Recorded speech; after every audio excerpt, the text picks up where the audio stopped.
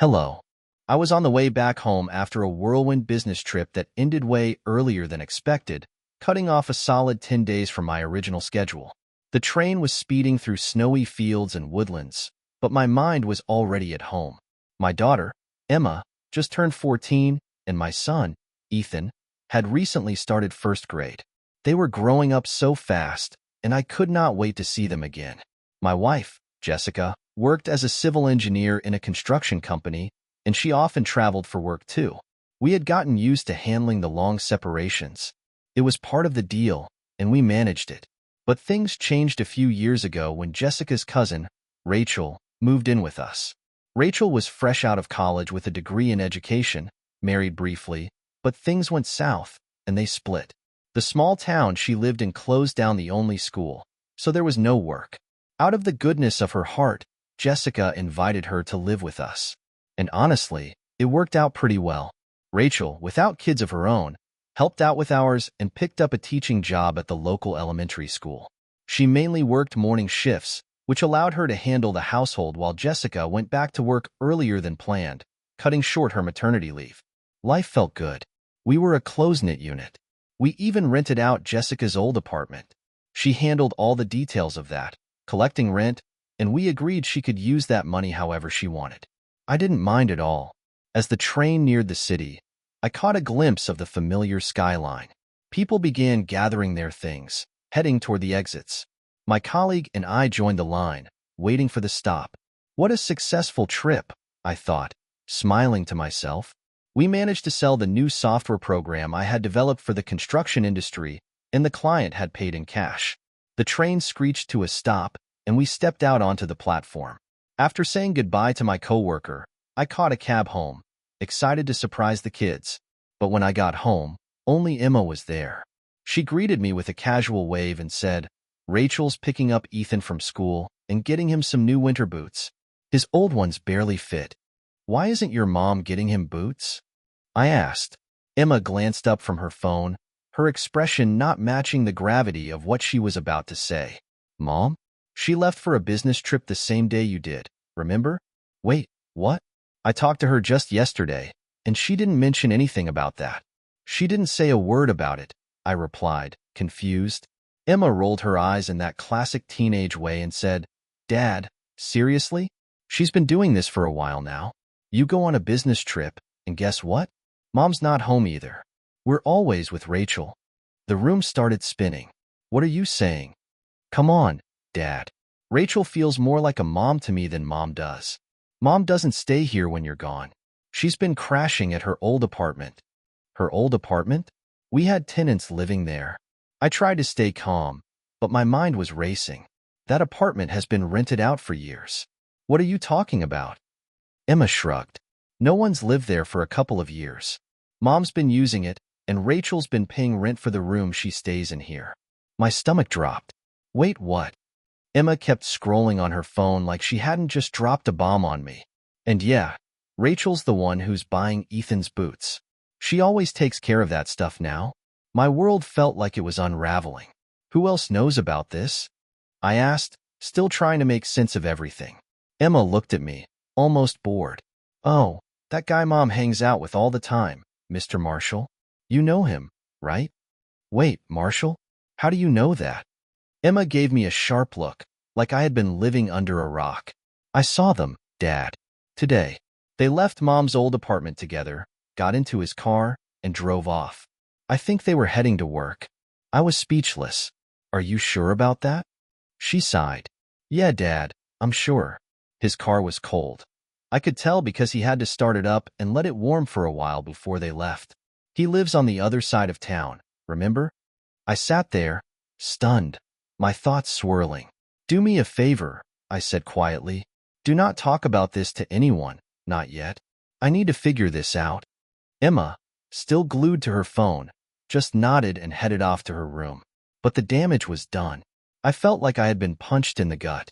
For months, maybe even years, I had been brushing off the weird vibes between Jessica and Marshall. They worked in the same office building, sure, but something had always felt off. Now it all made sense. I had been too blind to see it. The front door clicked open, and in walked Rachel with Ethan, who bounded into the room with the kind of energy only a 6-year-old can have. "Dad, you're home," he shouted, throwing his arms around me. "You promised we'd go skiing. And guess what? Look at my new boots. Rachel got them for me. They're awesome." Rachel stood in the doorway, smiling, holding some grocery bags. "Hey, welcome back. You must be hungry." "Yeah, thanks," I said, trying to keep my voice steady. "How much were the boots?" "Oh, not much," she replied, brushing it off. "No, really, how much?" I pressed, my voice sounding tighter than I meant it to. She finally told me, and I handed her the cash. "Thanks for getting them," I said, pausing before I asked the question burning in my mind. "Rachel, how long have you been paying rent for the room?" She looked surprised. "I thought Jessica told you." "I've been paying her for about 2 years now." I nodded, trying to process this new information. 2 years. My wife had turned her cousin into a live-in nanny and was charging her rent. What kind of person does that? I headed to the bedroom and sat down heavily on the edge of the bed, my head spinning from everything I had just learned. The pieces of the puzzle were finally coming together, and none of it made sense. Jessica had been using Rachel to take care of the house and kids, and she was taking money from her too. It felt like my wife had been living a double life, manipulating everyone around her while I was too busy with work to notice. And then there was Marshall. That sneaky bastard had been spending time with my wife, right under my nose. It was like a slow-burning fuse had finally reached the dynamite, and now everything was exploding in my face. The door creaked open, and in came Rachel with a concerned look on her face. She must have noticed my expression because she asked, "You okay, Mike? You look like you've seen a ghost." I shook my head, still trying to find the words. "Rachel, I just found out about everything. The rent, the apartment, Jessica using you to run this household while she—" Rachel sighed deeply and sat down on the bed next to me. "I figured you would find out eventually. I didn't think it would go on for this long. I wanted to tell you, Mike, but Jessica, she made me swear not to. She's my cousin, and I didn't want to cause trouble between you two." "But this," I said, unable to keep the anger out of my voice. "This is so messed up. You've been paying rent and taking care of the kids like you're the mother, while she's off. Doing what? Hooking up with Marshall behind my back?" Rachel winced, her eyes dropping to the floor. I didn't want to believe it either. I tried to tell her it would all catch up to her eventually, but she wouldn't listen. Jessica has her reasons for everything, I guess. But, Mike, I didn't think it was my place to get involved. I felt a wave of emotion wash over me. I had trusted Jessica with everything, my life, my kids, my heart, and it all felt like a cruel joke. "How long, Rachel?" I asked quietly, not sure if I wanted to hear the answer. "How long has this been going on between her and Marshall?" Rachel hesitated for a moment before finally answering. "From what I can tell, about 2 years. The same amount of time since she stopped renting out that apartment. 2 years. My chest tightened. "And you knew this whole time?" Rachel looked pained, but she nodded. "I'm sorry, Mike. I thought if I kept quiet, things would work themselves out. I didn't want to make waves, especially with the kids. They love you both so much." My mind raced. Jessica had been living a lie, playing the perfect wife and mother while sneaking off with another man. And I, the fool, had been blind to it all. "I appreciate you telling me now," I said, feeling the weight of betrayal settle even deeper. Rachel stood up and glanced toward the door. "I'll go help Ethan with his homework. You need time to think." She left, and I sat there, staring at the wall. My thoughts tumbled one over the other. What had my life become? I had spent years building what I thought was a stable family, and now it was crumbling around me. And the worst part was that Jessica didn't even seem to care. She had traded our marriage for some affair, tossing aside everything we had built together. The front door opened, and I heard Ethan's voice followed by Rachel's as they laughed about something. Then it hit me. The kids. I had to figure out what to do for them. How could I keep this mess from tearing their world apart? Later that evening, after Ethan went to bed and Emma retreated to her room, I found Rachel in the kitchen, washing the dinner dishes. She glanced at me as I leaned against the counter, still processing everything. "We need to talk," I said. Rachel turned off the water and dried her hands on a dish towel. "What's on your mind?" I need to know, I started, trying to keep my voice steady, what exactly Jessica's plan is. Does she really think this can go on forever? Does she plan on staying married while she's having an affair with Marshall? Rachel sighed again, this time with a mixture of exhaustion and frustration. Mike, she doesn't plan. That's the problem. Jessica doesn't think about the consequences. She's always been that way. When she started this thing with Marshall, she probably didn't expect it to last this long. But here we are. I ran a hand through my hair, feeling the anger simmering just beneath the surface. She doesn't get to keep doing this. I won't let her. Rachel nodded. I don't blame you. I've seen the toll it's taken on you, and on the kids. They might not say it, but they feel it. Especially Emma. That last part hit me like a ton of bricks. I had been so focused on work and providing for the family that I hadn't noticed the effect it was having on my daughter. Emma said something earlier that really shook me, I admitted. She said you feel more like a mother to her than Jessica does. Rachel's face softened. I love those kids like they're my own. I never wanted to step on Jessica's toes. But well, she's not really around much, is she? No, I said, bitterness creeping into my voice. She's not. There was a long silence between us as I tried to wrap my head around the reality of it all. Finally, Rachel broke the silence. Mike, you deserve better than this. You know that, right? You don't have to keep living like this. I know, I said quietly. But what do I do now? How do I fix this? Rachel took a deep breath. You need to talk to Jessica. You deserve the truth, and so do the kids. This is no way to live, for anyone. I knew she was right. The thought of confronting Jessica made my stomach churn, but it was unavoidable. I had to face the truth, no matter how ugly it was. Just then, Ethan padded down the hallway in his pajamas, rubbing his eyes. Dad, are we still going skiing this weekend? I forced a smile, trying to hide the storm brewing inside me. Yeah, buddy, we'll go skiing. Get some sleep, okay? As Ethan hugged me and ran back to bed, I realized that no matter what happened next, my kids came first. I had to protect them, even if it meant turning my world upside down. I turned back to Rachel. Thank you for everything you've done. For the kids. For me. Rachel smiled softly. Of course, Mike. I'm here for you, whatever happens. I nodded, but inside, I knew everything was about to change. The next morning, I woke up feeling the weight of everything that had happened the day before pressing down on me like a heavy blanket. The kids were getting ready for school. Rachel was in the kitchen making breakfast, and I was still trying to figure out how I was going to confront Jessica. I sat at the kitchen table, sipping coffee, and watching the usual morning chaos unfold. But nothing felt usual anymore. Dad, don't forget. You promised we'd go skiing on Saturday, Ethan called out as he grabbed his backpack. I gave him a thumbs up, forcing a smile. We're still on for Saturday, buddy. You guys finish your schoolwork, and we'll have a great weekend. Emma, ever the teenager, gave me a quick wave and headed out the door without saying much. I could tell she had something on her mind, but I figured it could wait. Right now, I had bigger things to deal with. After the kids left, I sat there with Rachel in the quiet kitchen. The ticking of the clock felt louder than usual. I've got to do it today, I finally said, breaking the silence. I've got to talk to Jessica. Rachel set her coffee down, her face serious. Mike, do you think you're ready for that conversation? I stared into my coffee cup, swirling the dark liquid.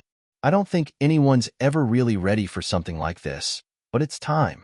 I can't keep pretending everything's fine. Rachel nodded. Just be careful. It's not going to be easy. That was the understatement of the year. I wasn't looking forward to this confrontation at all, but there was no other option now. I grabbed my phone, stared at Jessica's number, and finally worked up the nerve to call her. She answered after the second ring. Hey, Mike. I'm just about to head into a meeting. What's up? She said in that breezy tone she always used, like nothing was wrong. We need to talk, Jess. I need to know when you're coming home. We have some things to discuss. There was a pause on the other end, just long enough for me to know she sensed the shift in my tone. I'll be home tonight. Is everything okay? Just get home, Jess. We'll talk then. I hung up before she could respond. My heart was pounding, my palms sweaty. I wasn't the type to confront people, least of all my wife, but I had no choice now. I spent the rest of the day pacing around the house, thinking of everything I wanted to say, replaying conversations in my head. The more I thought about it, the angrier I became. How could she betray me like this? Betray our family? The hours dragged by, and finally, evening came. The kids were still out at a friend's house, so when the front door opened and Jessica walked in, we were alone. She breezed into the kitchen, dropping her purse on the counter, her face lighting up when she saw me. "Hey, Mike," she said with a smile. "Sorry, it's been a crazy day." "Stop," I interrupted, standing up from the table. "We need to talk. Now." Her smile faltered. "Okay, what's going on?" I took a deep breath, steadying myself. "Emma told me everything, Jess. About you. About Marshall. About the apartment." Her face went pale. She stood frozen, as if she hadn't heard me right. "What are you talking about?" she finally stammered. "Don't play dumb with me. I know about you staying at the old apartment with Marshall while I'm away. Emma saw you two together. I know about Rachel paying rent to you, all while she's doing your job at home. Do you think I'm an idiot?" Jessica's eyes widened, and her mouth opened, but no words came out. For a moment, the silence between us felt unbearable. I could see her mind racing, trying to figure out what to say, how to spin this. "It's not what you think," she finally said, but her voice was shaky. "Isn't it?" I shot back, my anger finally bubbling over. "So, what is it then, Jess? Because it looks an awful lot like you've been living a double life, and I've been the fool who didn't see it." She ran a hand through her hair, clearly flustered. "Mike, it's complicated." "No, it's not complicated," I interrupted. "You've been lying to me. You've been lying to our kids. You've been running around with Marshall, using our old apartment like some hideaway, while Rachel takes care of everything here. Do you know what that feels like? To find out your own wife has been cheating on you for 2 years." Jessica's hands trembled as she tried to form some kind of response. "I never wanted it to get this far. I didn't mean for it to happen." "You didn't mean for it to happen?" I scoffed. "Then why did you keep doing it? You had 2 years to stop, Jess. 2 years." Tears welled up in her eyes, but I couldn't find it in myself to care. I had spent too long feeling numb, too long being lied to. "Mike, I don't know what to say." "Try telling the truth for once," I snapped. She looked at me, her lip trembling. "It wasn't supposed to be like this. When it started with Marshall, I was lonely, okay? You were always away on business, always working. And Rachel was here, handling the kids, the house. Don't you dare put this on me," I said, my voice rising. "I was working for our family. I trusted you. And this is how you repay me?" Jessica wiped at her tears, but I could see the guilt etched all over her face. "I'm sorry, Mike. I didn't mean to hurt you." "Well, you did. And now we have to figure out what happens next." She looked down, her voice barely above a whisper. "I don't want a divorce." The words hung in the air between us. I stared at her, not sure if I had heard her right. "What?" "I don't want a divorce," she repeated, her voice firmer this time. "I know I messed up. I know I betrayed you. But I don't want to lose our family, Mike. Please. I still love you." For a split second, I almost believed her. But then I remembered everything I had learned, everything she had done. "You should have thought about that before you started sneaking around with Marshall." "I know," she said quickly. "I know I made a huge mistake. But we've been together for so long. We have the kids. We can work through this. I know we can." I shook my head. "You really think I'm going to just forgive and forget? After everything?" She took a step closer to me, desperation in her eyes. "Mike, I'll do whatever it takes to make this right.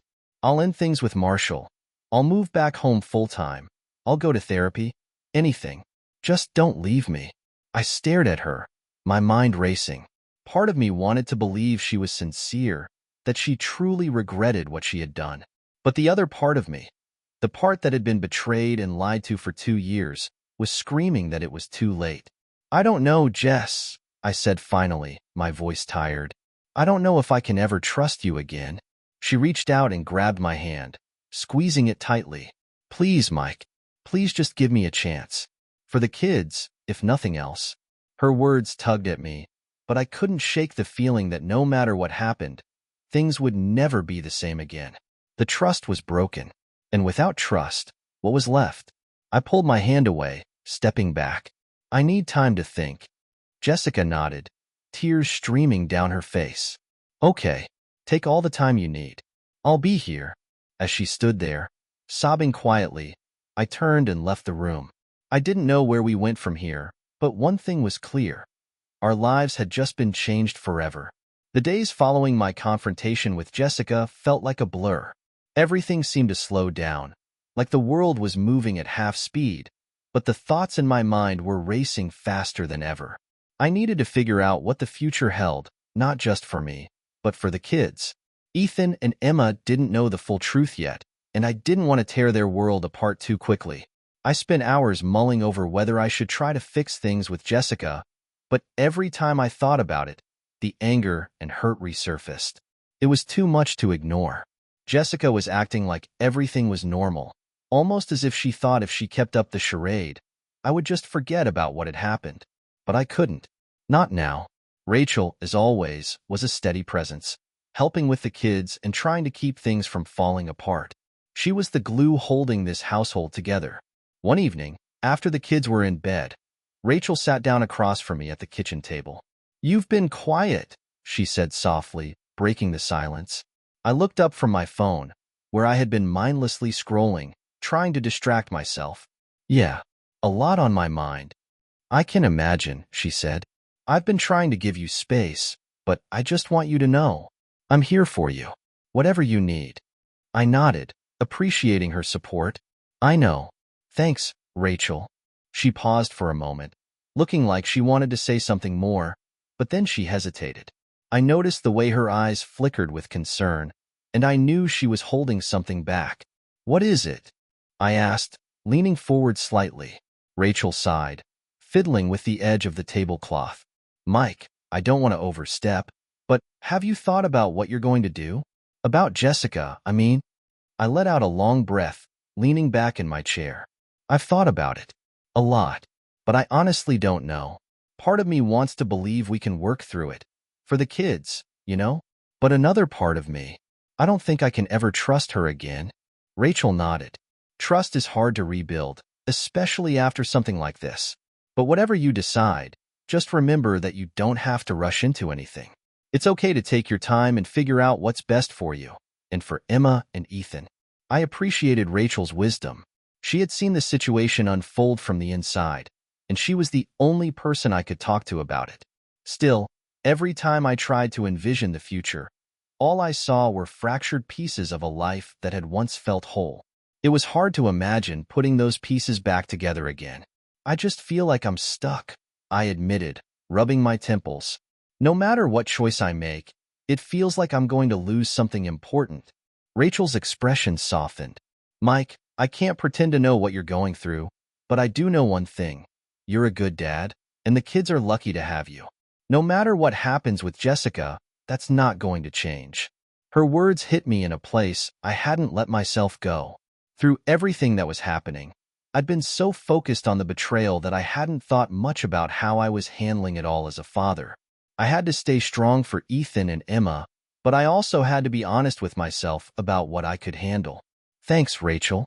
That means a lot," I said, giving her a small smile. Just then, the door to the kitchen creaked open, and Emma poked her head in. "Dad, can I talk to you for a minute?" Rachel glanced at me, then stood up. "I'll leave you two to talk," she said, and slipped out of the room. Emma walked over and sat down in the chair Rachel had just vacated, her face serious. I could tell something was bothering her. "What's up, kiddo?" I asked, trying to sound as casual as possible. Emma hesitated for a moment, picking at her fingernails before finally speaking. "I know something's going on between you and Mom." My heart sank. I had tried to keep things as normal as possible, but Emma was too smart for her own good. "What makes you say that?" I asked, though I knew it was a pointless question. "I'm not stupid, Dad," she said, her voice tinged with frustration. "I see the way you look at each other. I hear the arguments when you think I'm not listening. And Rachel's been around more. It's like she's filling in for Mom or something. I felt a lump form in my throat. This was exactly what I didn't want. Emma getting caught in the middle of all this mess. Emma, your mom and we're going through a tough time right now. She crossed her arms over her chest. Is it because of that guy? Mr. Marshall? There it was. The question I had been dreading. Emma was way more aware than I gave her credit for. I had to be honest with her, but how much could I tell a 14-year-old without completely destroying her perception of her mother? Emma, things between your mom and me are complicated. It's not just about Mr. Marshall, I said carefully. It's about a lot of things. But I promise you, no matter what happens, we both love you and Ethan more than anything. That's never going to change. She didn't say anything for a moment, just stared at the floor. When she finally spoke, her voice was small. Are you guys getting divorced? My chest tightened. I didn't want to lie, but I also didn't have an answer yet. I don't know, Emma. We're still trying to figure things out. She nodded slowly, but I could see the worry etched on her face. I don't want you to divorce, Dad. I know Mom's been different, but I don't want our family to fall apart. I reached out and took her hand, giving it a gentle squeeze. I know, and I don't want that either. But sometimes, things happen that we can't control. What matters is that we're still a family, no matter what. You and Ethan are my world, okay? Nothing will ever change that. Tears welled up in her eyes, and she quickly wiped them away, trying to stay strong. Okay, Dad. I pulled her into a hug, feeling the weight of her worry pressing down on me. I wished I could promise her that everything would be fine, that her mom and I would figure it all out. But the truth was, I didn't know what was going to happen. All I knew was that I had to keep being there for her, for both of them. After Emma went back to her room, I sat alone in the kitchen, the silence deafening. This wasn't just about me and Jessica anymore. The kids were in the middle of it too, and I had to find a way to protect them from the fallout. Later that night, after the house had quieted down and everyone was asleep, I found myself sitting in the living room, staring at the phone. I hadn't heard a word from Jessica since our conversation, and the silence was suffocating. I needed answers, and I needed to decide what the hell I was going to do with the rest of my life.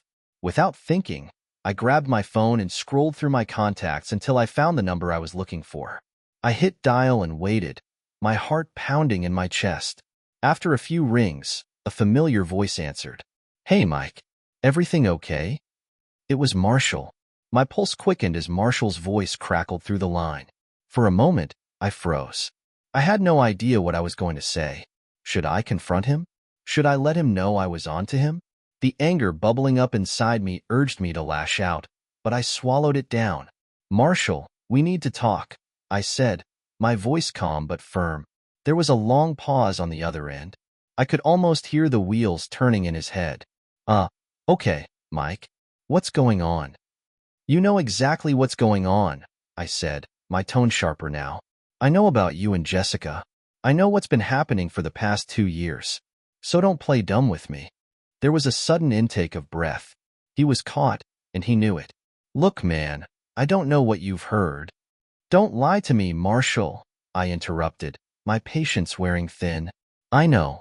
Emma saw you too. She saw you leaving the apartment together. You've been sneaking around with my wife behind my back, and now I'm calling you out on it. Silence. I could feel the tension over the phone, like he was scrambling to figure out what to say. Finally, he spoke, his voice low and almost apologetic. Mike, I swear, it's not what you think. I laughed bitterly. Oh, really? You're telling me my wife's been disappearing to her old apartment. You've been coming and going, and it's not what I think. Then why don't you explain it to me, Marshall? I'd love to hear your version of the story. Another pause. I could almost picture him standing there, probably in his fancy suit, sweating bullets as he tried to come up with some excuse. But he didn't have one. It just happened, Marshall finally said, his voice barely above a whisper. I didn't plan for this, Mike. Neither did Jessica. It started as something stupid, and then we couldn't stop. I clenched my jaw, the words cutting through me like knives. I knew what he was going to say before he even said it, but hearing it out loud made my blood boil. So you just decided to screw around with my wife for 2 years, is that it? You thought I wouldn't find out? It wasn't like that, man, Marshall insisted. I know this doesn't mean anything, but I never wanted to hurt you. Jessica, she was lonely, and I snapped. Do not put this on her. I know she's to blame too, but you were supposed to be my friend. You've been in my house around my kids, and the whole time, you've been betraying me. I'm sorry, Mike, Marshall said, his voice trembling now. I am. I don't expect you to forgive me.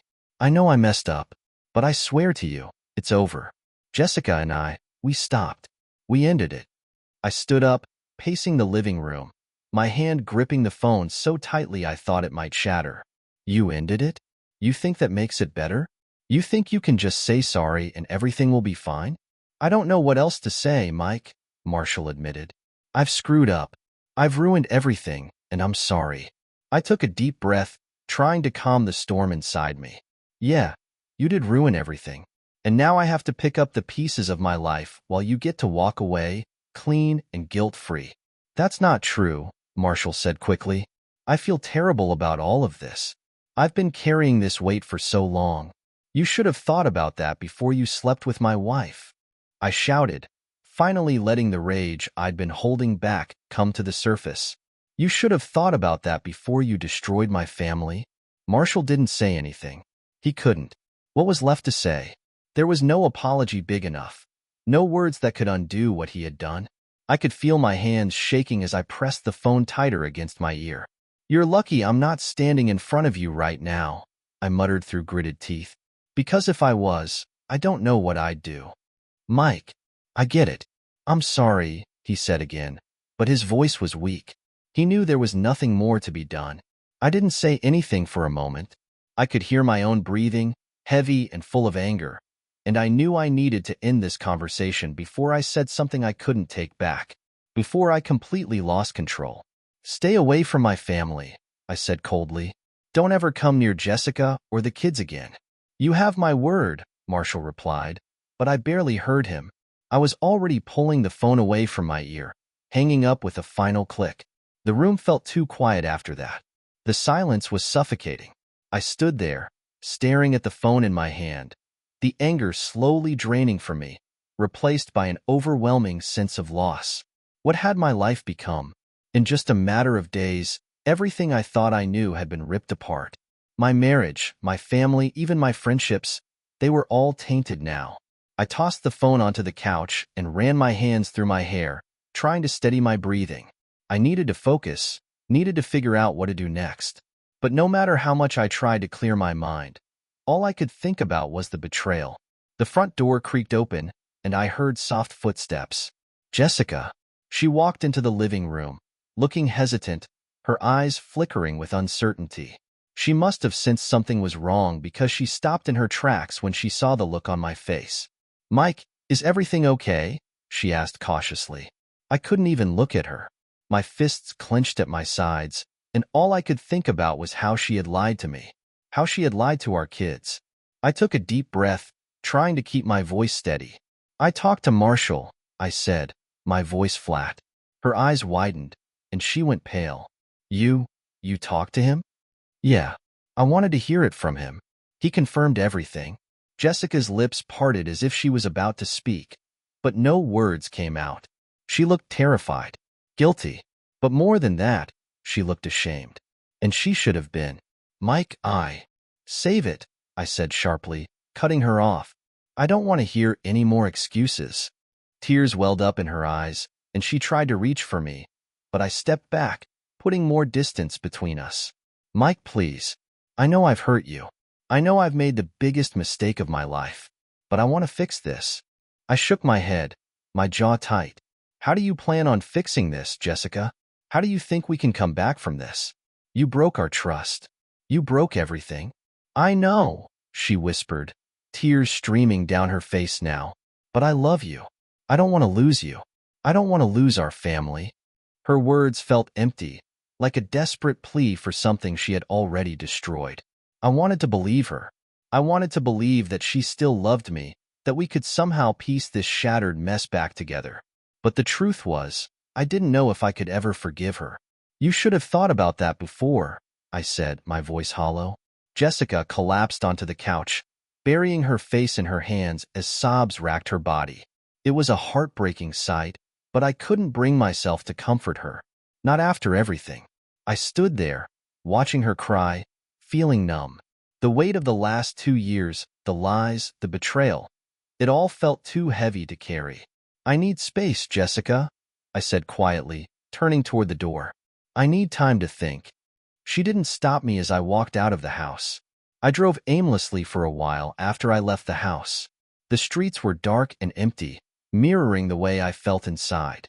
My mind was a whirlwind of emotions: anger, sadness, betrayal, but mostly, I felt lost. Everything I had known was crumbling around me, and I had no idea how to pick up the pieces. I found myself pulling into the parking lot of a small diner on the edge of town. The neon sign buzzed overhead, casting a dim light over the otherwise quiet street. I sat in the car for a moment, just staring at the entrance. Part of me didn't want to get out, didn't want to face the world right now.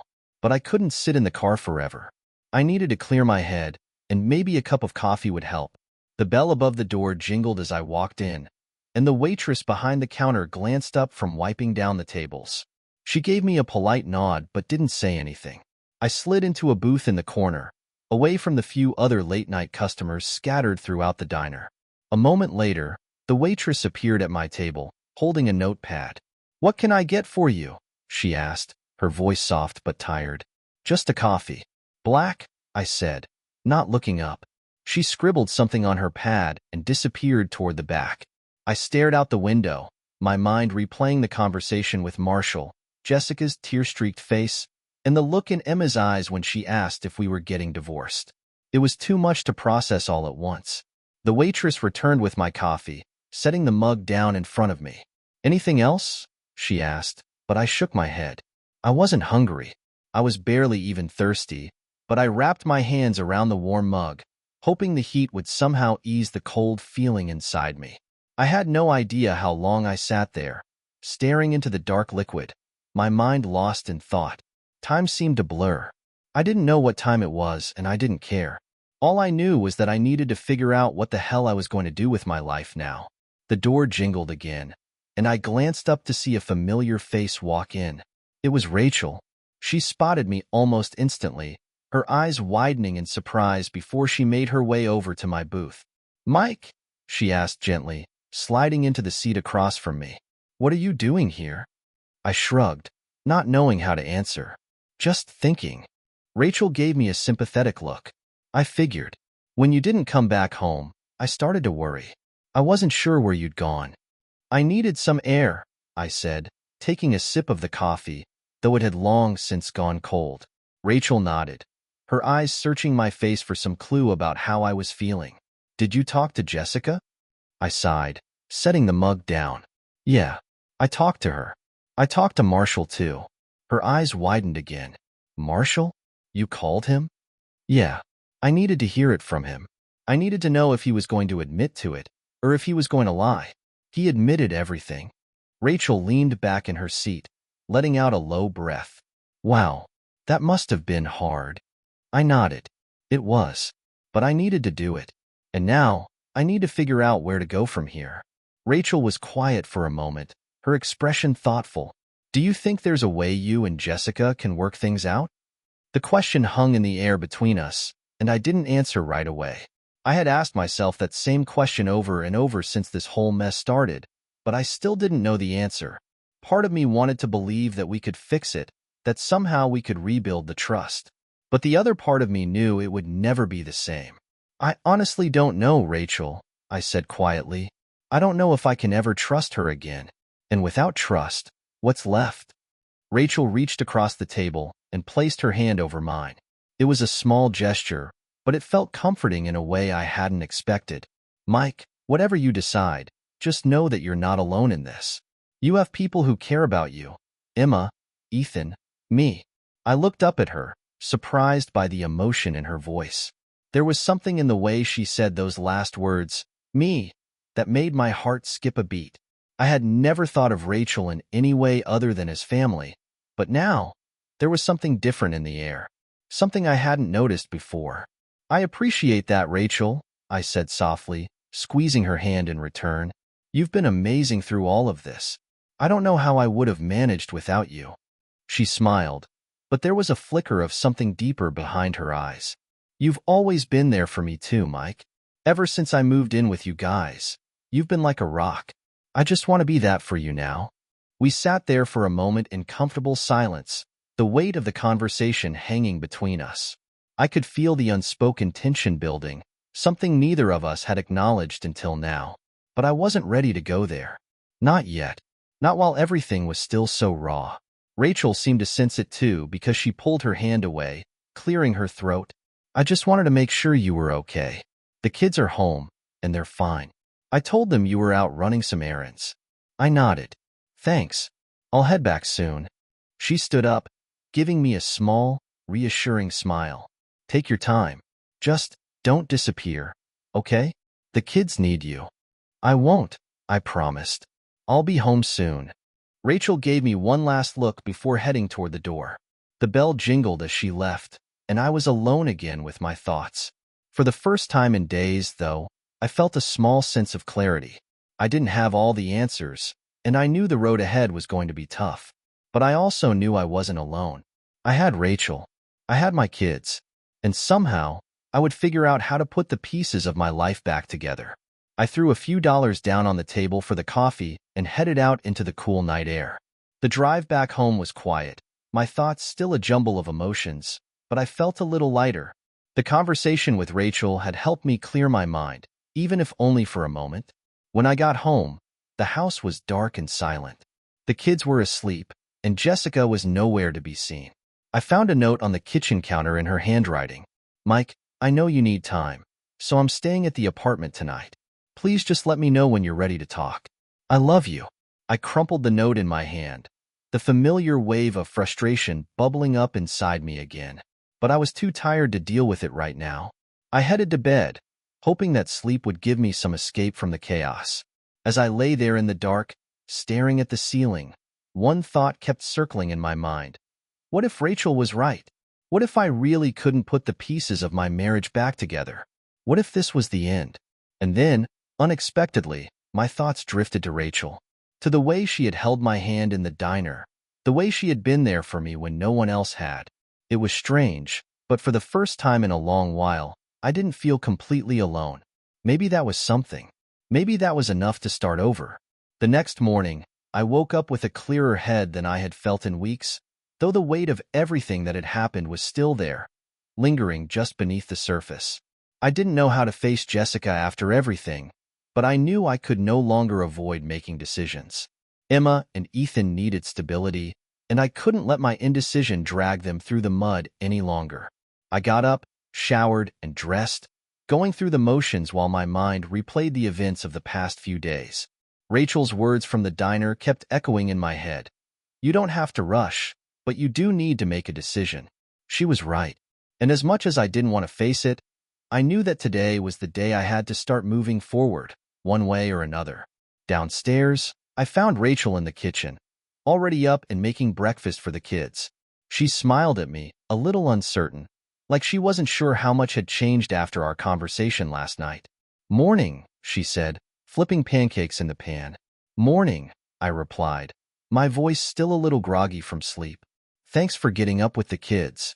"It's no problem. You needed the rest," she said, glancing at me, a hint of something unreadable in her eyes. "I figured you could use a little break." The kids were already at the table, Ethan slathering his pancakes in syrup while Emma scrolled through her phone. The normalcy of it was almost comforting, but I knew there was a conversation waiting for me, one that couldn't be ignored any longer. After breakfast, I sent the kids off to finish getting ready for school. When they left the kitchen, I turned to Rachel. "We need to talk," I said, trying to keep my voice steady. Rachel set the spatula down and wiped her hands on a dish towel, nodding. I figured this was coming. We sat down at the kitchen table, and I took a deep breath before speaking. "I've been thinking a lot about what you said last night, about making a decision, and I know you're right. I can't keep dragging this out. It's not fair to the kids, or to myself." Rachel nodded but stayed quiet, letting me work through my thoughts. "I don't know what's going to happen with Jessica," I continued, my hands clasped tightly on the table. I don't even know if there's anything left to salvage. But what I do know is that things have to change. I can't keep pretending everything's fine when it's not. Rachel's eyes softened, and she reached across the table, her hand resting on top of mine.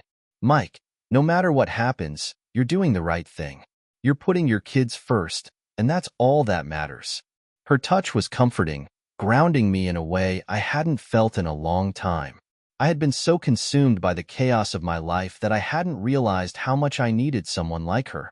Someone steady, someone who understood what I was going through. Rachel had always been there, but now it felt like something more. I'm just so tired of all the lies, I said, my voice cracking slightly. I don't know how to move forward from here, but I know I can't live like this anymore. Rachel squeezed my hand gently. You don't have to figure everything out right now. Just take it one step at a time. You'll get through this. There was a quiet moment between us, the weight of everything unsaid hanging in the air. I could feel something shifting, something I hadn't allowed myself to feel before. Rachel's presence, her kindness. It was more than just helpful. It was starting to feel like something I could lean on. But I wasn't ready to explore that. Not yet.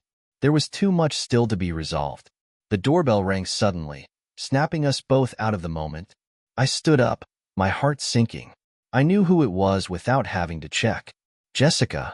I walked to the door and opened it, finding her standing there with an anxious expression, clutching her purse tightly. She looked as though she hadn't slept much either. Hey, she said softly. Hey, I replied, stepping back to let her in. The kids are upstairs getting ready for school. She nodded, glancing past me into the house, her eyes lingering on the kitchen, where Rachel was still sitting. Can we talk? She asked, her voice quiet but strained. I nodded, feeling a knot tighten in my stomach. This was the conversation I had been dreading, but it was time. Yeah, let's talk. We went into the living room, the silence between us heavy as we sat down on opposite ends of the couch. Jessica seemed hesitant, almost afraid to say the wrong thing, but I wasn't going to make it easy for her. Mike, she started, her voice trembling slightly. I don't know where to begin. I know I've hurt you, and I know I've made a huge mess of everything. I sat there, my hands folded in my lap, waiting for her to continue. She took a deep breath. I've been doing a lot of thinking since we talked the other day, and I realized that what I did was unforgivable. I can't take back the last 2 years, and I know I've broken your trust, but I don't want to lose you. I don't want to lose our family. Her words felt rehearsed, like she had practiced them over and over before coming here. But I wasn't sure if I believed them. How could I, after everything? I know you're sorry, Jess, I said, my voice calm but tired. But the damage is done. You can't just erase what happened. I know, she whispered, her eyes welling up with tears. I know I can't, but I want to try to fix things. I'll do whatever it takes, Mike. Therapy, counseling, whatever you need. Just please don't walk away from us. I let out a long sigh, rubbing my hands over my face. You didn't think about our family when you were sneaking around with Marshall. Her face crumpled, and the tears started to fall. I know. I was stupid. I was selfish. But I'm asking for another chance. I love you, Mike. I love our kids. I looked away, my heart aching. The truth was, part of me still loved her too. I couldn't just turn that off after so many years. But the betrayal was too deep, too raw. I don't know if I can do this, I said quietly, my voice barely above a whisper. I don't know if I can ever trust you again. Jessica sobbed quietly, her head in her hands. Please, Mike, just give me a chance. For the kids. For us. I stared at her, my emotions swirling. I wanted to give her a chance, for the sake of the kids, for the life we had built. But could I ever really forgive her? Could I ever look at her the same way again? The silence stretched between us, heavy with uncertainty. I didn't have an answer. Not yet. Just then, Rachel appeared in the doorway, her eyes wide as she took in the scene. Mike, the kids are ready to go to school, she said softly, her voice filled with a quiet understanding of the situation. I nodded, standing up. I'll be right there. Jessica stood up too, wiping at her tear-streaked face. I'll go, but please, Mike, think about what I said. I didn't respond, and she took it as her cue to leave. She walked toward the door, casting one last pleading glance in my direction before slipping out. The door clicked shut, and the silence that followed felt deafening. Rachel stood there, watching me with a look of concern. "You okay?" she asked. I shook my head, running a hand through my hair. "I don't know, Rachel. I really don't know." She gave me a small, reassuring smile. "You'll figure it out, Mike. Just give yourself time." I wanted to believe her, but right now, time felt like the only thing I didn't have. After Jessica left, the house felt quieter than ever, like a heavy cloud of tension had settled over everything. I could still hear her words echoing in my mind, her pleas for another chance, her promises to make things right.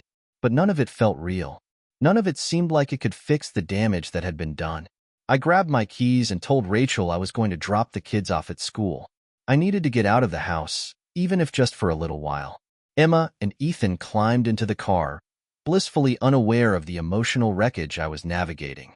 Their conversation was light, talking about their day ahead, friends, and plans for the weekend. As I drove, I found myself glancing at them in the rearview mirror, feeling that familiar pang of guilt.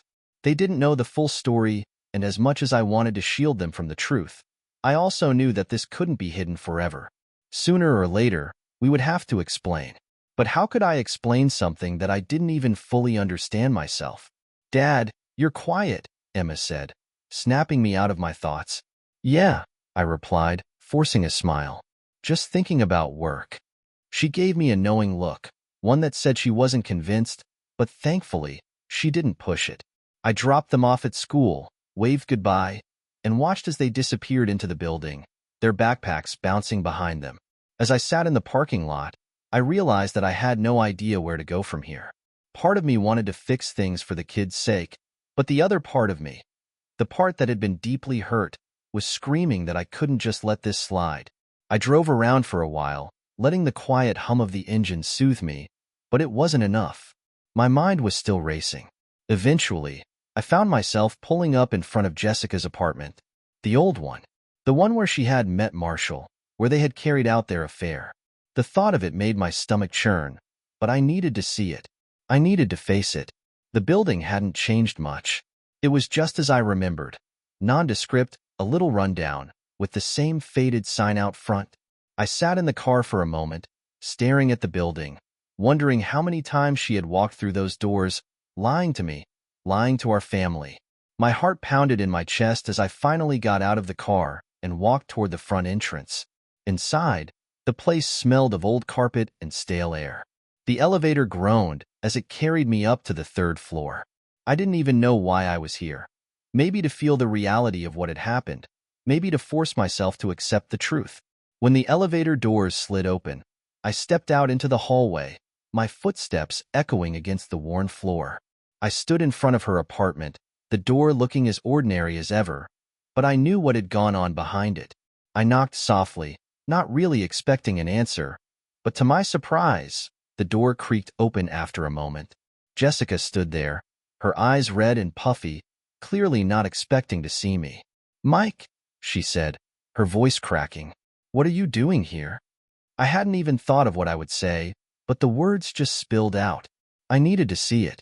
I needed to see the place where you betrayed me. Her face crumpled with guilt, and she stepped aside, motioning for me to come in.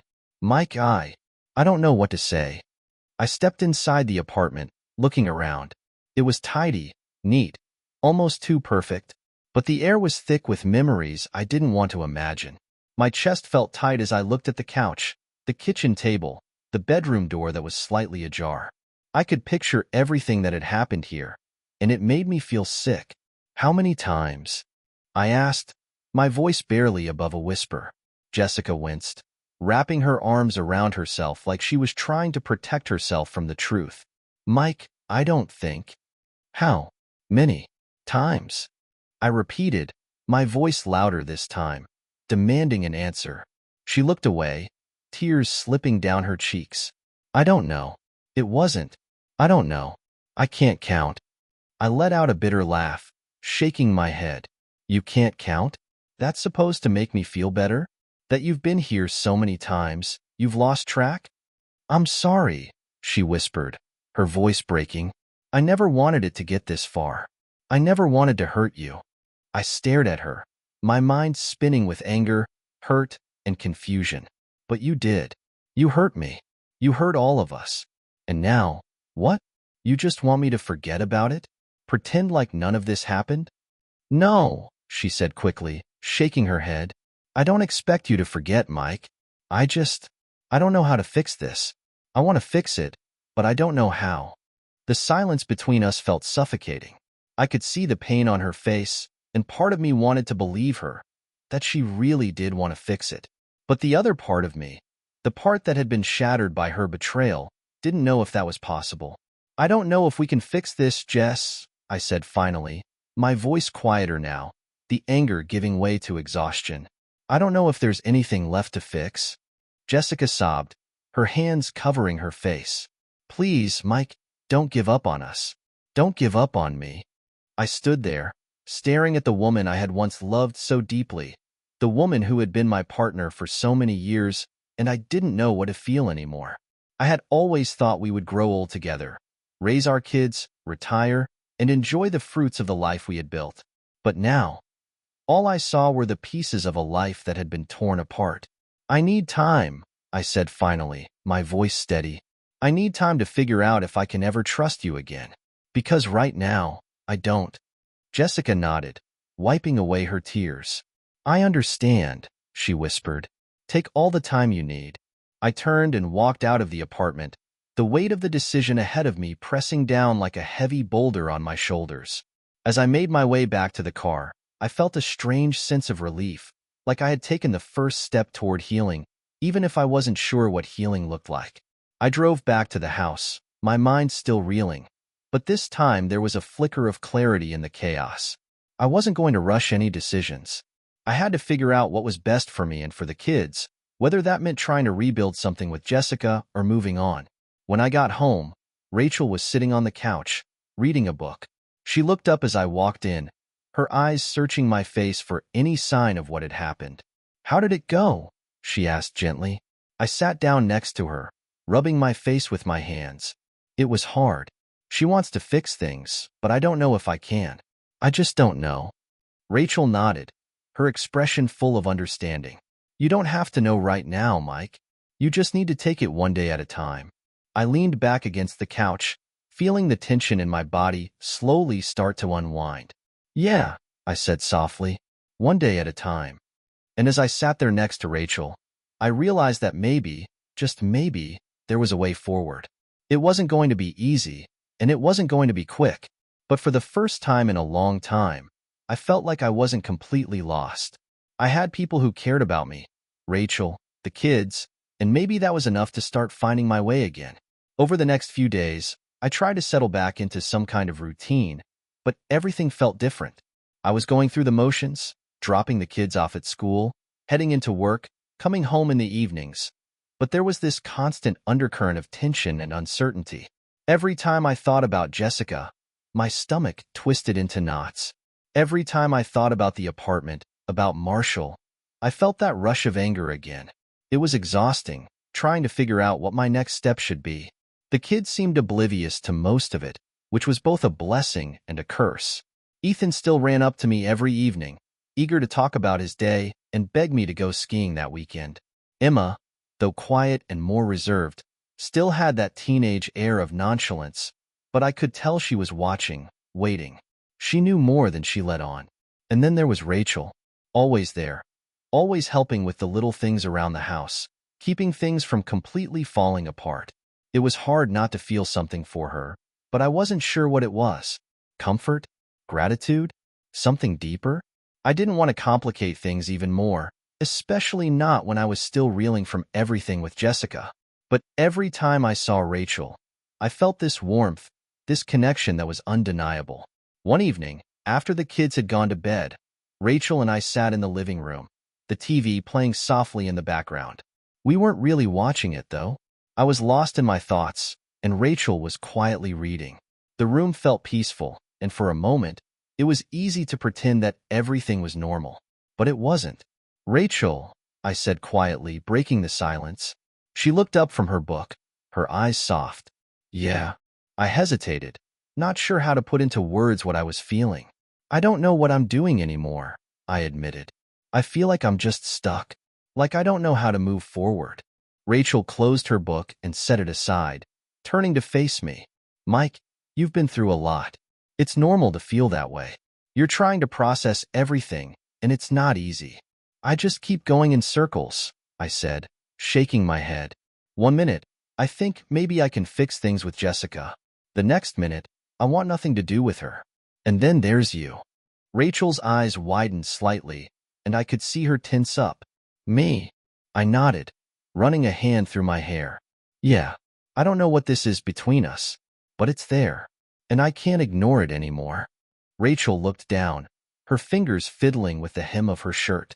Mike, I've been trying to stay out of it, to give you space. The last thing I want is to complicate things for you. I know, I said quickly, and I appreciate that. But I can't help how I feel. You've been there for me, for the kids, through all of this. And it's made me realize how much I rely on you, how much I care about you. She looked up at me then, her eyes filled with something I couldn't quite place. Hope? Fear? Maybe both. Mike, I care about you too. More than I should, probably. But I don't want to make things harder for you. You've got so much going on already. I leaned forward, my elbows resting on my knees. Rachel, you're not making things harder. If anything, you've made things easier. I don't know what I'd do without you. She smiled softly, but there was a hint of sadness in it. But what about Jessica? What about your marriage? I don't want to be the reason you make a decision you'll regret later. I sighed, rubbing my hands together. That's just it. I don't know what I want with Jessica anymore. I don't know if I can ever forgive her. And even if I could, I don't know if I want to try. Rachel's gaze softened, and she reached out, placing her hand on mine. You don't have to make that decision right now, Mike. Just take things one step at a time. And whatever happens, I'll be here. I'll support whatever you decide. Her touch was comforting, grounding me in a way that nothing else had lately. I looked down at our hands, intertwined, and felt that familiar warmth spread through me. It was more than just comfort. It was something real, something I hadn't allowed myself to feel in a long time. But there was still the issue of Jessica. I couldn't just sweep everything under the rug. I couldn't pretend like the last 2 years hadn't happened, like her betrayal hadn't cut me to the core. I need to talk to her again, I said, my voice quiet but firm. I need to figure out where we stand. For real this time. Rachel nodded, understanding. I think that's a good idea. The next day, I called Jessica and asked her to meet me at the house. I told her we needed to talk, really talk, and she agreed. When she arrived, the tension in the air was palpable. I could tell she was anxious, maybe even a little hopeful, but I wasn't sure what I was feeling. We sat in the living room, the same place where we'd had so many difficult conversations lately, but this one felt different. This one felt final in a way. Mike, Jessica started, her voice soft but serious. I've been thinking a lot about what you said, about trust and forgiveness. And I know it's not something I can ask for easily. I know I broke your trust in the worst possible way, but I want to try to rebuild it. I want to fix what I've broken. I listened, my hands folded in my lap, my heart heavy. I've been thinking about it too, Jess, I said after a moment. And the truth is, I don't know if I can ever trust you again. What you did, it changed everything. Jessica's eyes filled with tears, but she didn't look away. I know, and I understand if you can't forgive me, but I still love you, Mike. I always will. I loved you too, I said quietly, the words slipping out before I could stop them. But I don't know if that's enough anymore. The room fell silent, the weight of my words hanging between us. Jessica wiped at her tears, nodding slowly. I guess I can't blame you for that, she whispered. I leaned back, letting out a long breath. This isn't easy for me, Jess, but I have to be honest with you, with myself. I can't go on pretending like everything can go back to the way it was. It can't. She sniffled, her hands trembling as she tried to steady herself. So, what are you saying? I'm saying we need to figure out how to move on, I said, my voice calm but steady. For the kids' sake, for our own sake. I don't know if that means a divorce or just time apart, But we can't keep living like this. Jessica's shoulders sagged, and she nodded, tears still slipping down her cheeks. I understand. I don't want to hurt you anymore, Mike. I don't want to hurt the kids. If this is what you need, then I'll respect that. There was no relief in the room, no sense of victory. It just felt heavy, sad, like the final curtain was falling on something that had once been so full of hope and love. But it was the right thing to do. I knew that now. We sat in silence for a few more moments before Jessica stood up, her voice barely a whisper. I'll stay at the apartment for now. You let me know what you want to do, Mike. I nodded, standing up as well. We'll figure it out. For the kids. She gave me a long, tearful look before she walked out the door, closing it softly behind her. The finality of it hit me all at once, like a wave crashing over me. I sank back into the couch, my head in my hands. It was over. I didn't know what the next step was, but I knew that whatever it was, I had to take it. For me. For Emma and Ethan. For the first time in a long time, I felt like I was starting to move forward. In the days that followed, the house felt emptier than ever. Jessica had officially moved out, staying at the apartment full-time now, and the weight of that decision hung heavy in the air. I told Emma and Ethan that their mom and I were taking some time apart, and while Ethan seemed too young to fully understand, Emma looked at me with knowing eyes. She didn't ask many questions, but I could tell she was processing it in her own way. I tried my best to keep things as normal as possible for the kids. We went skiing that weekend, just like I had promised Ethan, and for a few hours, the tension seemed to melt away. Watching him race down the slopes, his laughter filling the air, I felt a small sense of peace. Emma was quieter during the trip, but I caught her smiling a few times, and it gave me hope that maybe, just maybe, we'd all get through this. But the truth was, I didn't feel whole. I felt like a piece of me had been ripped away, and I wasn't sure if I'd ever get it back. Back at home, Rachel was still there, helping with the kids, keeping things running smoothly. It was hard not to notice how much she had become a constant in our lives, and I found myself leaning on her more and more. She never pushed, never asked for anything in return.